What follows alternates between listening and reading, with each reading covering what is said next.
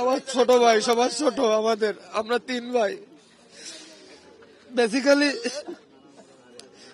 অনেকে অবগত আছে যে আমরা আসলে 17 বছর আগের থেকে রাজনীতিতে পুরো ল্যাংটায় নামেছে, আমাদের নিঃশেষ করে ফেলিছে বিরোধী দল সরকার থাকাকালীন সময়।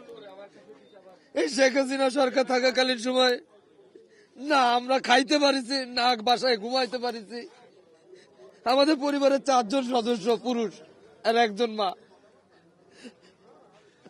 ওই মা ঘরে থাকতো আর আমরা 4 বাপ বেটা একসাথে জেল কাটেছি। আমাদের নেই ব্যবসা বাণিজ্য, নেই কোন রকম কোন চাকরি বাকরি।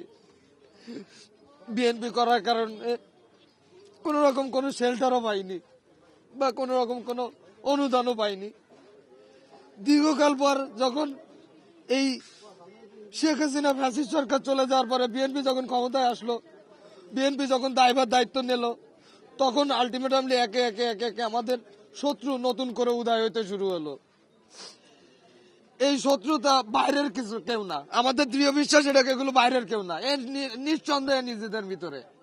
কারণ এতে দেখা যাচ্ছে বাইরের কারো কোনো লাভ লস নাই, নিজেদের লাভ লস বেশি। তাই অবশ্যই এর আগেও কোপান হয়েছে। আমার বাইরে 2 হাতে 2টো কোপ আছে, আমরা হাইকমান্ডে জানাইছি। যারা করেছিল তাদেরকে নাম পুঙ্খানুপুঙ্খ ভাবে দেওয়া হয়েছে, তাদের নামে মামলা আছে, তারা এখন অবিচারে ঘুরে বেড়াচ্ছে।